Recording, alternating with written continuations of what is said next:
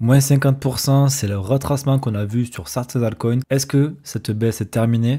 Est-ce que c'est le moment pour acheter? C'est un peu ce qu'on va essayer de voir dans cette revue de presse. Et donc du coup, on commencera par les actus du jour, un point sur le sentiment du marché, un petit point sur la macroéconomie, on ira sur le graphique, voir qu'est-ce qu'il en est. J'ai 5 altcoins à vous présenter et on finira avec un article du jour et plusieurs sagesses du jour pour toujours rester un peu plus sage. Également, je t'invite à t'abonner à la chaîne et à lâcher ton plus beau like. C'est gratuit, ça mange pas de pain, ça m'aiderait beaucoup au développement de la chaîne. Donc je t'en remercie. On commence directement avec un petit point sur le halving. C'est dans 4 jours et 10 heures. Il reste 652 blocs à miner. Donc plus qu'à attendre pour le plus bel événement, le plus gros événement même de Bitcoin lors de ces 4 dernières années. Allez, super nouvelle en Chine, à Hong Kong, avec justement l'ETF Bitcoin et l'ETF Ethereum en spot qui ont été acceptés.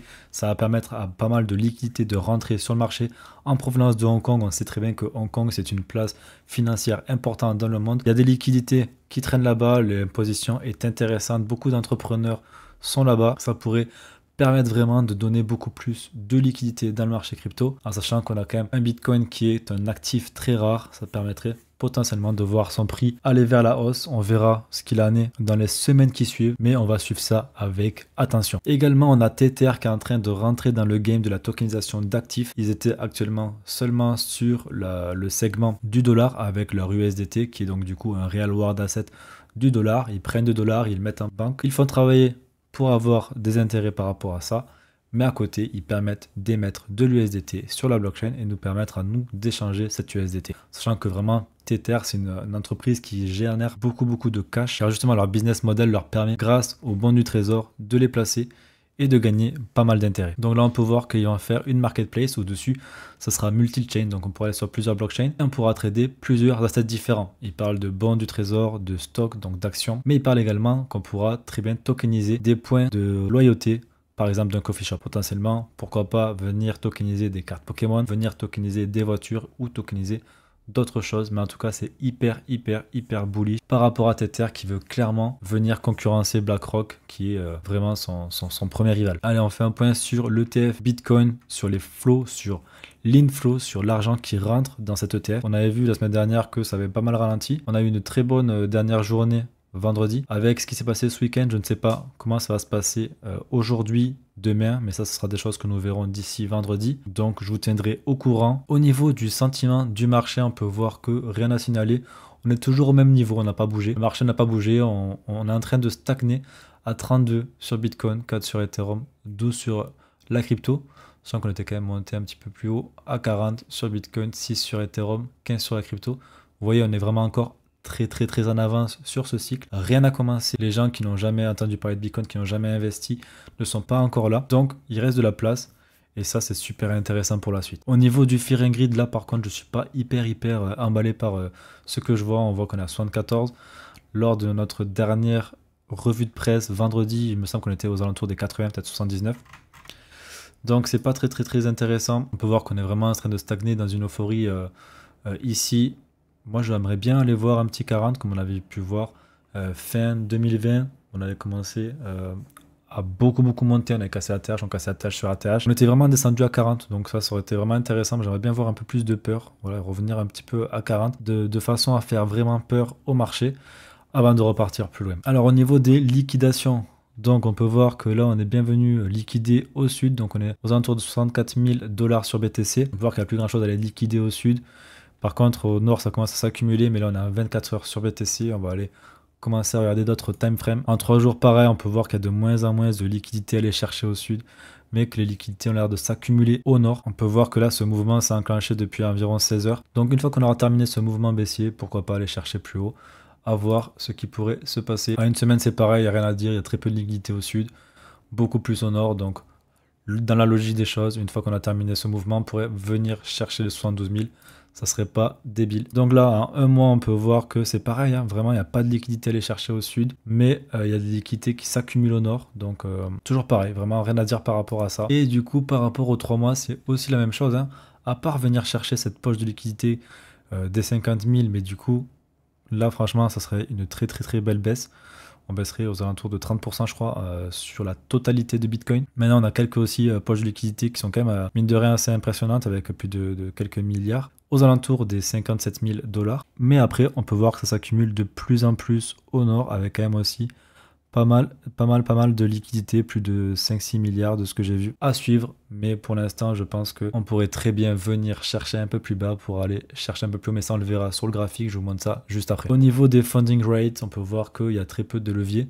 On peut voir que par rapport à ça, tout est nickel. Tout est nickel, tout est green, on pourrait commencer à monter. Maintenant, c'est le marché qui décide. On prend ça comme un indicateur. Ça nous dit qu'ok, on pourrait partir à la hausse. Tant que c'est pas orange, rouge, il n'y a pas de problème. Ce n'est pas un surchauffe sur le côté des effets de levier. Donc à suivre. Allez, au niveau de la macroéconomie, on peut voir que cette semaine, on a Jérôme Powell qui aura une conférence mardi, donc demain. On attend de voir ce qu'il va dire. Peut-être qu'il va nous donner des indications sur comment vont se dérouler les prochains mois par rapport au taux d'intérêt, par rapport à l'inflation. Peut-être aussi un point sur les tensions géopolitiques. Est-ce qu'il va y avoir de l'impression monétaire pour justement aller aider Israël, parce que les Américains sont quand même les alliés d'Israël. Par rapport à tout ça, on observe et je vous tiendrai au courant d'ici vendredi de ce qu'il en est. Donc du coup, on parlait des taux d'intérêt, on peut voir qu'on est toujours dans les mêmes eaux. 97% de chances de ne pas changer les taux d'intérêt en mai, 79% de chances de ne pas les changer en juin, et donc du coup 54% de chances de ne pas les changer en juillet, et potentiellement 45% de chances de les changer en septembre. Donc comme je vous disais, je ne prends pas en compte septembre et juillet pour l'instant car c'est beaucoup trop loin. Il faut vraiment avancer au jour le jour par rapport à la baisse des taux. Maintenant, comme je vous disais, il n'y aura pas de baisse des taux en mai. Il ne devrait pas y en avoir également en juin, à moins bien sûr qu'il y ait une guerre qui se déclenche, donc qui demande aussi d'imprimer de la liquidité, qu'il y ait un problème bancaire. Mais pour l'instant, tous les indicateurs dont je vous montre un petit peu chaque semaine nous montrent qu'il n'y a pas de problème qui approche. Bien entendu, tout ça peut se jouer sur quelques détails. Mais pour l'instant, j'ai envie de te dire, RAS, donc affaire à suivre, je te tiens au courant, bien entendu, 2 fois par semaine, une fois le lundi, une fois le vendredi avec les revues de presse. Allez, par rapport à Peruvian Bull, qui nous dit clairement qu'une guerre, ça entraîne quoi? Quantitative easing. Quantitative easing, c'est le fait d'imprimer de l'argent pour justement l'injecter dans l'économie en rachetant des bons du trésor. Qu'est-ce que ça veut dire? Les risques assets go brr. Tout simplement les assets à risque, donc Bitcoin, l'or, les actions, vont forcément partir à la hausse. Et ça, c'est plutôt positif pour le marché, c'est positif pour nous, investisseurs, qui sommes en train de spéculer. Donc pour l'instant, il n'y a pas de guerre en approche, ok. Il y a des conflits entre l'Ukraine, entre la Russie, il y a des conflits entre Israël et l'Iran, entre Israël et la Palestine. Mais pour l'instant, les Américains ne sont pas entrés en guerre, ils n'ont pas déclaré qu'ils allaient imprimer pour financer la guerre. Mais en tout cas, si jamais ça devait arriver, voilà ce qu'il en est. Ça pourrait être bullish pour les marchés. Voilà, on essaie de voir aussi un petit problème qui se présente aux États-Unis. On peut voir qu'il y a de plus en plus de défauts de paiement à la carte de crédit. Donc là, on peut voir que sur les 30 derniers jours, il y a eu 3,5% de défauts de paiement sur les cartes de crédit. Donc on peut voir de plus en plus d'Américains n'ont pas de quoi payer pour le mois. Il y a de plus en plus de pauvreté qui s'installe. Pour l'instant, 3,5 sont quand même des niveaux qu'on n'a pas eu depuis au moins avant 2013. Je n'ai pas les datas avant, mais c'est quand même problématique, car plus on a d'inflation, forcément plus les gens doivent payer plus cher leurs produits, et s'ils payent plus cher leurs produits mais leur salaire ne bouge pas, et bien ils se retrouvent de plus en plus à devoir payer à crédit, et la carte de crédit, le fait de payer sans avoir l'argent, ce n'est pas une solution face à l'inflation, et un jour ou l'autre, il faut finir par le payer. Donc s'il y en a de plus en plus de gens qui font défaut de paiement, on pourrait forcément se retrouver avec une crise de crédit justement. Donc je vais essayer de suivre ça avec plus d'attention et revenir vers vous pour vous expliquer ce qu'il en est. Alors on passe maintenant sur le graphique, donc c'est marrant parce que en fait je vous ai déjà tourné la vidéo, mais j'ai eu un problème de son, donc du coup je dois la retourner. Et quand j'étais en train de la tourner, on était par ici, je crois. Ou même, non, on était même par ici. On était aux 66 000 $, et entre temps, voilà, on a fait une belle chute. Mais ça ne va pas changer ce que j'avais à dire en tout cas. Premièrement, on peut voir qu'on est toujours dans le range dont je vous parlais vendredi, entre les 60 700 et les 73 800. Donc tant qu'on reste dans ce range, il n'y a rien à craindre. On peut très bien faire ça, revenir ici, revenir là. Tant qu'on ne va pas casser ce range, il n'y a pas de choses à craindre. Par contre, si on vient à casser ici, forcément, on pourrait venir chatouiller ce support, qui est aussi un support de 0,5 sur le court terme, mais également, on se rapprocherait de 0,38 sur le long terme, sachant que ce sont des supports qui ont tendance à être intéressants pour investir. Tant qu'on ne casse pas le 0,38 sur le long terme, il n'y a pas de problème, on en sera toujours en bull run. Donc, on pourrait très bien venir ici les chercher, et tac, tac, tac, avant de repartir. Maintenant, c'est pas ce que moi j'envisage, et je vais vous montrer directement ce que j'envisage. Donc comme je vous disais dans l'autre vidéo, voilà, donc là, ce qu'on a fait depuis vendredi, c'est qu'on était ici. Et je vous disais, voilà, il faudrait qu'on arrive à clôturer ici et qu'ensuite on continue comme ça avant de pouvoir peut-être repartir. Sauf que ça ne s'est pas passé comme ça. On est revenu intégré et on a cassé directement. Maintenant, on refait ce qu'on appelle un pullback sur ce triangle. Et potentiellement, on pourrait venir aller chercher plus bas. Si on va chercher la target, il faudrait prendre du coup de ici à ici. Et le reporter ici. Donc, on pourrait potentiellement aller chercher les 54 000 $. Si on continue à baisser, bien entendu, on pourrait très bien s'arrêter là.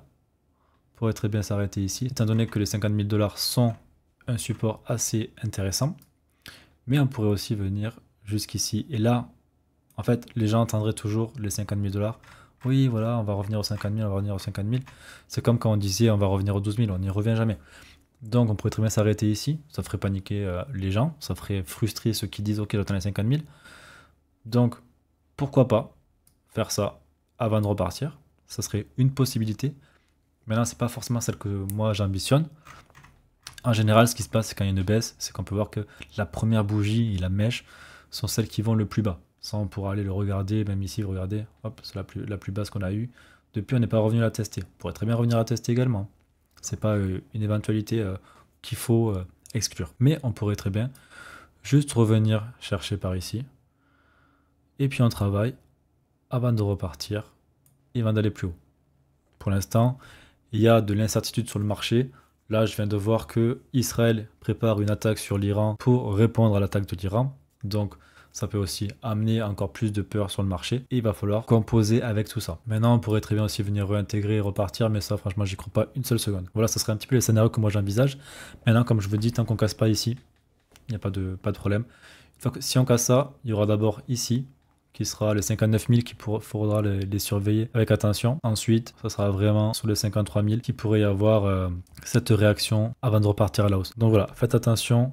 Je pense que la baisse peut être terminée, mais il va falloir qu'on travaille, il va falloir qu'on patiente, qu'on reste dans ce range et on pourra aller chercher un nouvel ATH. Par rapport à ETH d'ailleurs, on peut voir qu'on est venu chercher à casser le bas du range. On est venu traverser, on a touché le support d'en dessous et on est direct revenu intégrer le range. Et aujourd'hui, ben voilà, on bouge pas trop, c'est assez calme comparé à Bitcoin d'ailleurs. Plutôt Bitcoin qui prend. Donc par rapport à ça, rien à signaler, on est toujours dans un range, donc on pourrait très bien revenir ici, revenir là, revenir là, revenir là.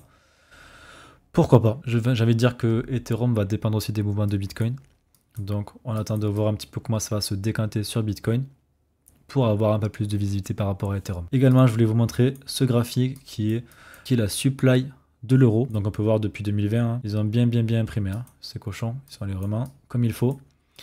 Et puis, avec le trop plein d'inflation, forcément, ils ont essayé de limiter. On remarque que là, on ferme un petit W. Donc W, c'est une figure assez bullish. On vient retester la ligne de coup. Et potentiellement, pourquoi pas repartir. Donc, est-ce que l'Europe va reprendre l'impression monétaire? Maintenant, si l'impression monétaire reprend, potentiellement l'inflation également. Donc, pourquoi pas revoir un petit peu d'inflation qui augmente sur les prochaines semaines, sur les prochains mois. Donc, affaire à suivre. Également, par rapport au DXY. Donc, ça, c'est clairement l'indice du dollar. Ça nous permet de pouvoir voir un petit peu la force de cet actif. Et pour faire la comparaison, on est dans une trendline et on vient de la casser, la retester et de repartir. Donc, on peut voir que le dollar prend de la force. Le dollar s'intensifie. Maintenant, ce que je veux vous faire remarquer, c'est que regardez par rapport à Bitcoin. C'est vraiment, vous allez voir, c'est limpide. Ce qu'on peut voir, c'est que, regardez, là, le dollar s'écroule. Et là, on peut voir quoi sur Bitcoin? On a une tendance qui augmente. Ici, là, on peut voir que le dollar reprend à la hausse. Bitcoin part à la baisse. Pareil ici, regardez. Là, le dollar augmente. Bitcoin baisse. Ici, le dollar augmente. Bitcoin baisse. Donc, on peut voir qu'il y a une vraie corrélation entre le dollar et Bitcoin. Et je pense aussi tous les assets à risque. Là, on peut voir, regardez. Le dollar, il baisse. Le Bitcoin, il monte. Le dollar, il monte. Le Bitcoin, il baisse. Le dollar, il baisse. Bitcoin, il monte. Le dollar, il monte. Bitcoin, il baisse. Dollar qui baisse. Bitcoin qui monte. Et là, on peut voir quoi? Dollar qui monte. Et Bitcoin qui baisse. Donc, il va falloir surveiller le dollar de très près, car forcément, si le dollar continue à monter, alors peut-être que Bitcoin pourrait baisser. Donc je vais surveiller ça et je vous tiendrai au courant. Maintenant on va passer aux altcoins. J'en ai sélectionné 5 pour vous qui sont ING, Arbitrum, Centrifuge, Tao et MX. Donc qu'est-ce qu'on peut voir ici? On peut voir tout simplement que ING est en train de revenir dans une zone très intéressante. C'est à partir des 0,618. Voir qu'il en est très proche. Il a cassé une première fois vers le bas, mais il est revenu la réintégrer. Donc pour l'instant, on peut voir qu'est-ce qu'il va faire. Est-ce qu'il va rester dans cette zone? En tout cas, on peut voir que par rapport à l'ATH, on a quand même perdu. Au plus bas, on avait perdu 65%, mais là, actuellement, on est à 52%. Donc, j'ai envie de te dire que c'est une bonne zone pour commencer à rentrer. Bien entendu, ce n'est pas un conseil en investissement. Tu es libre de faire tes propres décisions. Mais voilà, moi, ce que j'aimerais voir un petit peu. Alors, je ne dis pas que c'est autant, ça ne doit pas travailler autant en termes de time frame. Mais par contre, j'aimerais voir un peu plus de construction, un peu plus voilà, de développement du chart avant de potentiellement rentrer. On pourrait rentrer en DCA une première fois ici. En tout cas, on a un point qui est vraiment intéressant au 25 $. On a perdu 50%. ING qui est vraiment un actif très intéressant. Donc je te conseille de le surveiller. Et puis on peut passer à Arbitrum. Donc Arbitrum, là on peut voir qu'Arbitrum lui s'est fait déchirer mais tellement fort durant la baisse. Si on regarde depuis son ATH jusqu'au point de la baisse, il avait perdu 64%. Donc c'est quand même également énorme, pareil que ING au final. Et que là actuellement, par rapport à son ATH, il se retrouve à 50%. Pareil, on peut voir qu'il est dans cette zone du 0,70, 0,78. Ça, on va l'appeler, ça c'est la zone du Golden Pocket. Donc c'est vraiment la meilleure zone pour investir. C'est cette zone qui va vraiment nous donner les meilleurs prix. Donc on peut voir que sur Arbitrum, on est sur des bons prix. On pourrait avoir ça et repartir. Il y avait eu des problèmes avec leur tokenomics qui étaient vraiment dégueulasses. Mais ils ont émis la majorité de tokens au début de mars. Donc du coup, il n'y aurait plus de problème par rapport à la tokenomics. Je te conseille toujours à faire tes propres recherches. Mais en tout cas, Arbitrum, ça paraît être un actif plutôt intéressant pour la suite. CFG, pareil. Regardez. CFG, là, il est en train de subir une très belle baisse. Il est venu sur les 0,38. Il les a cassés. Il est revenu réintégrer. Mais là, on dirait qu'il est en train de les recasser. Donc potentiellement que la baisse n'est pas terminée, car en général, si tu casses les 0,38, tu te diriges au moins vers les 0,5. Donc, est-ce qu'il va venir casser les 0,5 et se rediriger vers les 0,68? C'est la question qu'on se pose. Maintenant, il pourrait venir travailler ici et repartir, travailler ici et repartir. Mais il pourrait très bien également rester par ici et repartir. Donc, CFG, c'est un très bon projet par rapport au Real World Asset. Et si jamais c'est un asset qui t'intéresse, pense potentiellement à rentrer en DCA. Bien entendu, notre financial advice. Par rapport à Tao, je voulais te montrer quelque chose de très intéressant. Si regarde, les 0,38,2, il était venu les chercher une fois, hop, ça a rejeté et il est revenu, il est reparti. Ici, c'est le listing de Binance, donc ça a vraiment fait pump tout le bac de Tao. Très intéressant, mais ensuite, avec la grosse chute qu'il y a eu, il est revenu chercher ici, 0,5.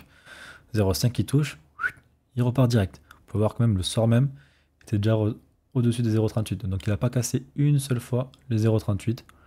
À part ici, mais bon là c'était vraiment tout minuscule, ça compte pas. Et là on peut voir qu'il retrace un petit peu, il est aux alentours de 545 $. Donc ça pourrait peut-être pas dégueulasse qu'on voit ça. Il casse ici et après il repart. Affaire à suivre. C'est quand même le leader de l'IA, donc très intéressant également. Et par rapport à MX, qui est l'un des leaders du narrative GameFi, qui permet justement la création d'infrastructures de développement pour les jeux vidéo blockchain, on peut voir que lui, il a cassé ses 0,38 et qu'il est en train de stagner autour des 0,5. Est-ce qu'il va rester par ici, stagner et repartir, ou est-ce qu'il va repartir vers ici et repartir?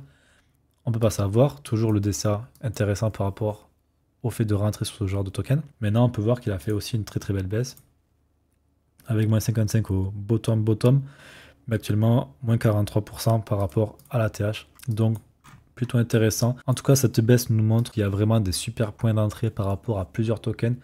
Donc fais tes propres recherches et cherche vraiment les points d'entrée. Ça te permettra peut-être de faire plusieurs profits par rapport à la prochaine hausse qui viendra. Quand je ne sais pas, comme je te dis par rapport à BTC, il y a plusieurs scénarios possibles à prendre en compte. Maintenant, on verra ce que l'avenir nous réserve. J'ai pas de boule de cristal, je ne peux pas te prédire exactement ce qui va se passer. Mais en tout cas, on essaie vraiment de chercher et de comprendre ce qui pourrait se passer, comment le marché pourrait agir. Et on peut voir que pour l'instant, on a toujours au moins un scénario qui se valide.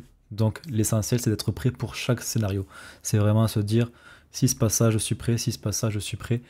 Et c'est comme ça qu'on va finir par être le plus gagnant par rapport à ce bull run. Allez, on passe à l'article du jour, qui est du coup un article de etech.eth et qui nous a fait un joli trade sur les narratifs crypto. Il en a sélectionné 10, que ce soit l'IA, que ce soit les Layer 1, les Layer 2, par rapport à Ethereum, par rapport à Bitcoin, ou que ce soit du RWA, du gaming, de la DeFi. Donc je te conseille d'aller lire justement ce petit trade. Ça permettra d'approfondir tes connaissances et de devenir un peu meilleur chaque jour. Si tu es 1% meilleur chaque jour, à la fin de l'année, tu as gagné 365%. Donc tu as fait un fois 4,5 sur tes connaissances, sur tes compétences. Et ça, c'est inestimable. Et enfin, par rapport aux sagesses du jour, on a Jiraya qui nous dit clairement qu'il n'y a aucune industrie comme la crypto où on est vraiment skin in the game. On est vraiment dans la merde jusqu'au cou, tous ensemble. Pour l'expression, tu m'excuseras. Donc, on va saigner ensemble. Quand le marché va dévisser, on va tous saigner ensemble. On va être là, on va paniquer ensemble. Quand le marché va augmenter, on va tous gagner ensemble. Et ça crée vraiment de sacrés liens. Mais attention, il faut quand même pas se faire avoir par ces émotions, que ce soit à la hausse ou à la baisse. À la baisse, s'il y a trop de peur, on pourrait paniquer, on pourrait vendre à perte, alors qu'il ne suffit juste parfois qu'attendre pour revenir en gain. Et par rapport à la hausse, eh bien, on va avoir tendance à être en euphorie avant justement de se faire crash le marché à la gueule. Sachez qu'on est tous passés par là. Donc si jamais par rapport à ça, toi tu te sens pas à l'aise, tu as des questions, n'hésite pas aussi à aller en commentaire, à poser des questions, et j'y répondrai avec grand plaisir. On va finir avec la dernière sagesse de Seven Enrich qui nous dit que quoi qu'il se passe, il faut penser à une chose, c'est qu'ils vont imprimer beaucoup trop d'argent. On garde ça en tête, on reste in dans des actifs, et à la fin, on sait que nos actifs, si on les a bien choisis bien entendu, ils vont s'apprécier, on aura beaucoup plus de dollars, et c'est comme ça également qu'on va pouvoir performer, qu'on va pouvoir surperformer même le marché, et à la fin, on sera gagnant. Donc c'est tout ce que je vous souhaite. Ne vendez pas quand c'est la peur. On est au tout début d'un cycle qui risque d'être mémorable. BlackRock est dans la place, le Salvador est dans la place, les Américains sont dans la place. La Chine avec Hong Kong arrive également dans le game. Eux, ils ont des ETF Ethereum, donc ils ont aussi un avantage par rapport à ça. D'ailleurs, ça pourrait potentiellement pousser les Américains à accepter l'ETF Ethereum fin mai, mais ça on en reparlera dans une prochaine revue. On est vraiment au meilleur moment, au meilleur endroit. Il n'y a plus qu'à attendre, plus qu'à patienter, c'est ce que je vous disais vendredi avec la dernière sagesse de vendredi. Il faut patienter, il faut patienter, il faut patienter et on sera récompensé. Donc voilà, la revue de presse est terminée pour cette semaine. N'hésite pas à lâcher un petit commentaire si ça t'a plu. Si tu as des questions, je suis disponible. Je t'invite également à t'abonner, à liker et on se retrouve très vite pour une prochaine revue de presse. Ciao, ciao.